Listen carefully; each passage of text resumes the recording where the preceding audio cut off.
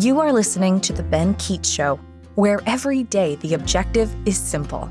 Ben will never stop fighting the fight and lighting the light on topics that affect you every day. Ladies and gentlemen, how are you doing today? We are here live at my studio, aka desk and pictures, and it's time to talk. And I am ready to kind of get into this. It's almost Christmas time, right? People are probably out buying Christmas presents or doing those sorts of things. And so here would be my challenge for you with this episode today. Mom, Dad, you're driving to the mall. You got all those little rugrats in your car. Play this episode. This is a good one for the kids to hear. And the parents, I think, will understand why, and I think the kids may enjoy it too. You can it's just a holiday spirit, right? But the episode number today, we're on number 29, episode 29, and the title is What's Wrong with Our Soft Society? What's wrong with our soft society? Now, I didn't want to pick on a particular generation, and I didn't want to pick on just kids today, because kids are a result of parents. So this isn't an attack on anyone, but it's looking across the board and at so many examples of we are just sometimes not tough enough. We make lots of excuses. So we're going to get into some of this. And so maybe the teenagers and the kids would also appreciate that. I always love when the young folks follow me on TikTok. So you can catch usually 3 reels a week. There, we get them updated. So those little things can be good for those short memory spans that many of us have today. So let's get into it. What's wrong with our soft society? So I think what we want to do first is we want to go back. We want to go back to kind of like the not really the baby boomers, but more the Generation X time period. That's me. And this group of people, well, and I mean, I guess I could include baby boomers in this as well, because it probably honestly started with them. It was funny, actually, before I get into that, I was talking to my youngest son the other day, and he has an amazing American history teacher, and they were talking about like to be a man and what you experienced from, say, 1900 on, like how difficult that life was. And he was going through examples. He was, first of all, World War I. And I was laughing with him because obviously, and I'm very grateful that we have tons and tons of great men and women who enter the military.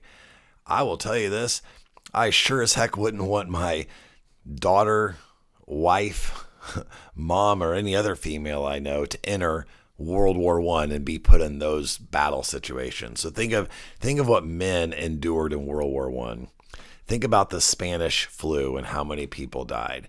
World War II, Korea, the Great Depression, and just the stress of jobs and all the things that went into that, into Vietnam. Those people, and I know that even goes before the baby boomers, but those generations mixed into that time period, the toughness and the things that they endured to have to get through. Like, look, I'm glad we've evolved. I'm glad we're not in those situations anymore. But I will tell you what, that's some tough living. That was not an easy road. And I say men because mostly men did endure that. Women had a different role at that time, and it didn't mean that they didn't have their own hardships. They definitely did. But just thinking about those years and what people, it's amazing. Sad, interesting, crazy. Talk about mental health. I mean, holy cow. I mean, that's a lot of stressful situations that people were exposed to during that, let's just say, 70-year time period.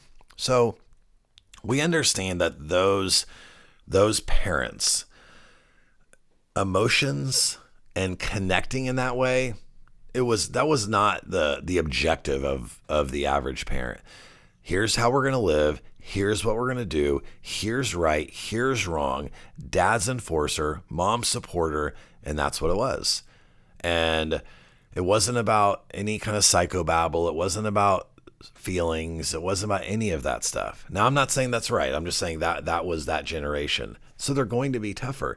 They went through harder things and they had a tougher love type of attitude about themselves. That was just those folks. As we move forward and we continue to progress, what we see is, in my opinion, I wouldn't necessarily agree with all of those ways of raising kids, although I think there's a lot of wonderful aspects to that, because there's hardcore yeses and nos. There's hardcore black and white that I think is good.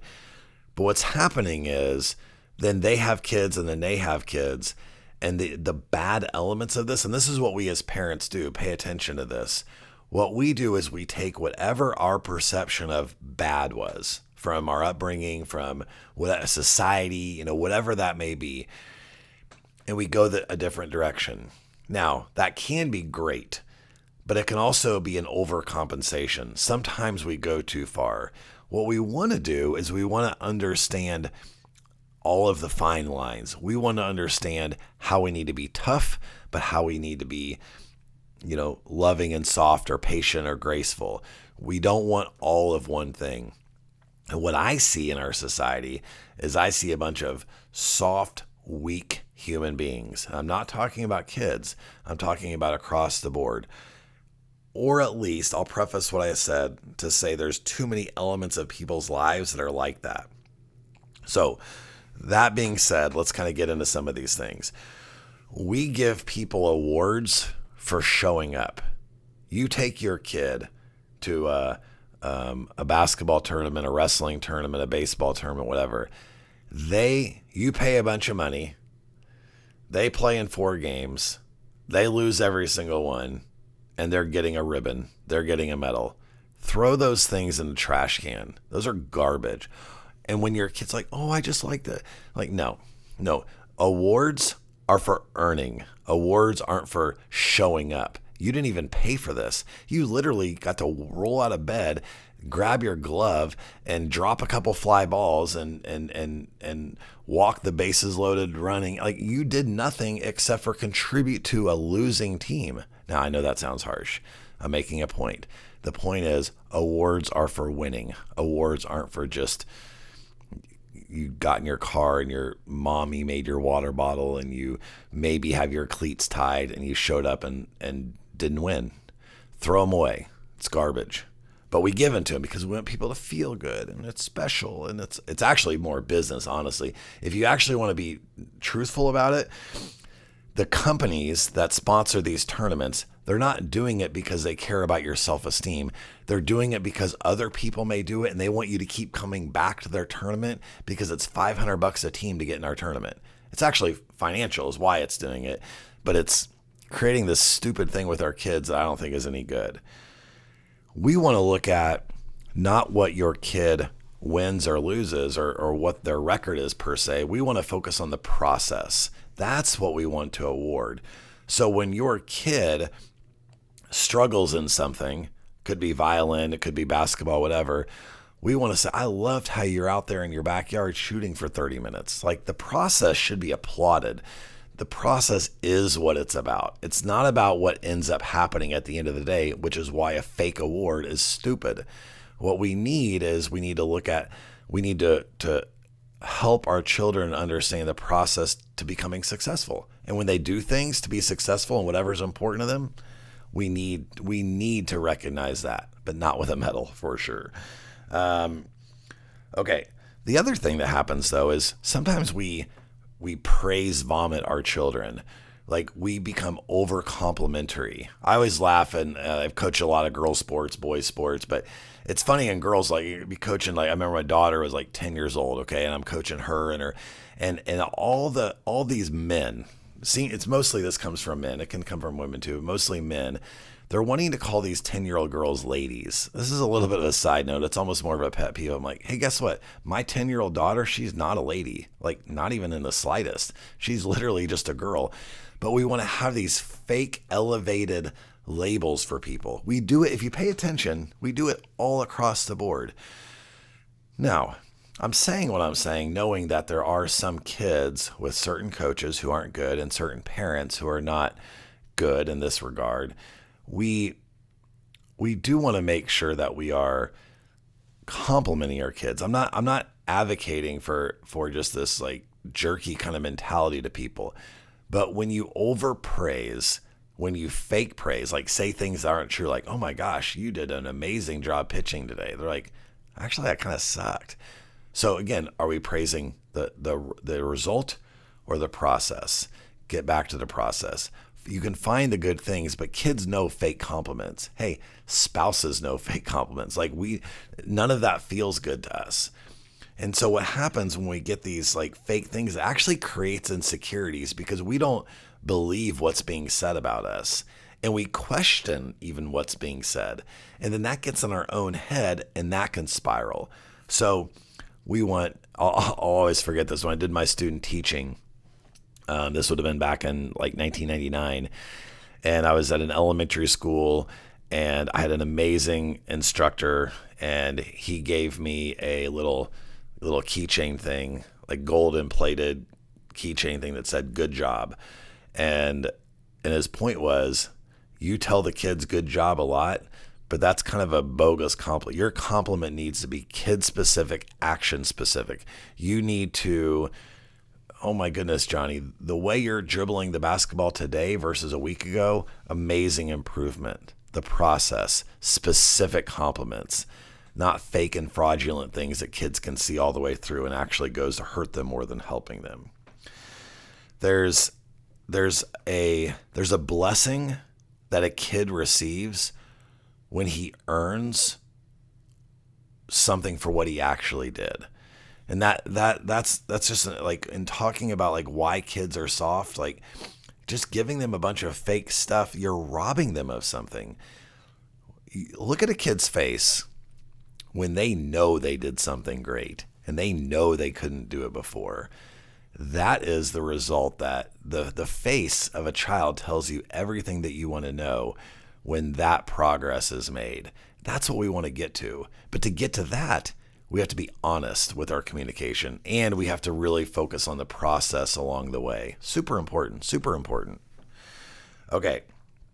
I'm going to give you a quote, Keech quote for today. It's, I don't know, it's kind of silly, but it made me laugh.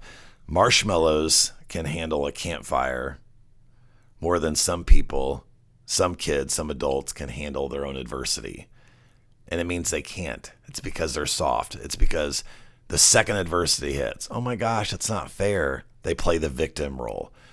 Well, I mean, and they live in that victim world that it's like people out to get me. It's not my fault. That shouldn't have happened that way. Boy, you start noticing anyone you love or care about in that victim land, it's not a good place to be. They're never going to progress how they should be. Adversity hits, deflect. They don't engage it. They don't attack it. They don't even acknowledge it. And they sure as heck don't have a solution for it because they're too busy blaming other people for what's actually going on. That's not good. The other thing that we see is just like kind of like we have a lot of people when that adversity hits, like I was talking about in the quote, when that adversity hits, there's an entitled attitude. We talked about that a little bit with our narcissistic topic a couple weeks ago where I don't deserve this. Like they feel like because of who they are or what they are, whatever that means. And we do see this a lot of times with kids. Like even think about times parents, you've asked your kid to like, I need you to clean this. I need you to do what? I need you to, can you help me do it? And they look at you like you're speaking a foreign language. And I'm like, who are you? Who are you? I said just I brought you into this world line, but like that type of mentality, super, super destructive within a family. To have a child calling the shots about what they deserve or what they're going to do or who they are, that kid needs to be put in their place, plain and simple. Roles and understanding roles and the power structure is very important. And when you have an entitled kid or a kid that's playing victim, this leads to a soft society because we don't acknowledge what we're doing and we believe we deserve stuff that we don't deserve, nor should we. The other thing is this, it's a line, it's a great line. My other son, William, actually said, and I loved it, so I want to read it to you guys. It's super, super powerful. No one will care more about you than you. No one will care more about you than you. And what that means is if you are like, if you as the parent are telling you need to do this, you need to do this, and you're trying to direct and run the entire process for the kid on how they need to do their life, and you're picking up their mistakes as they go, and you're nudging them and pushing them along the way, that's not our job as parents. Our job as parents is a roadmap, opportunities. And guess what? Get off your butt, pick up your feet, and walk to where you want to go. You want to do it? Don't you care about your life? Where do you want to be in 10 years? It's your life. It's not mine. You're a representative of me, but you are your own sovereign individual who has to make their own decisions about what you want to do. So you care about yourself? Then what's the right direction? And this can be applied to work, to school, to relationships, anything across the board. And I thought it was a great line in a conversation I had with my son. Okie dokie. Let's go to, it's a good time to go to a parenting advice and a song. I thought the song was really cool. It was a really, really good video. I had not heard of this artist before as I was kind of looking through something that kind of resonated with this topic. Some songs are kind of tough to find, but this was a good one. The video is amazing. If you're a mother, you would love this video. It's the perfect mother-child video. Like, you can't even make one better than this. And so the name of the artist is J.J. Heller. I think I'm saying that right. Heller. And the name of the song is Hand to Hold. And so it's a beautiful song, just kind of about parenting and children, and mostly kind of focuses on mothers. And it's a really beautiful, kind of sweet video that I think you would like and appreciate. But the line in this song that I thought really connected to the message today was, "May you always know you have my hand to hold." Now, what does that mean? We want our children forging their path. We don't want to be pulling them and dragging them to where they need to go. We want to inspire. We want to guide.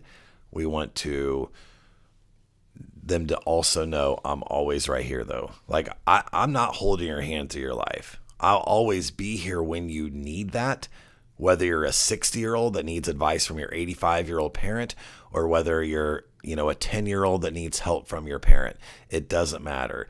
As a parent, we are there when they need us, but we cannot force or make magic happen. That magic has to come from them.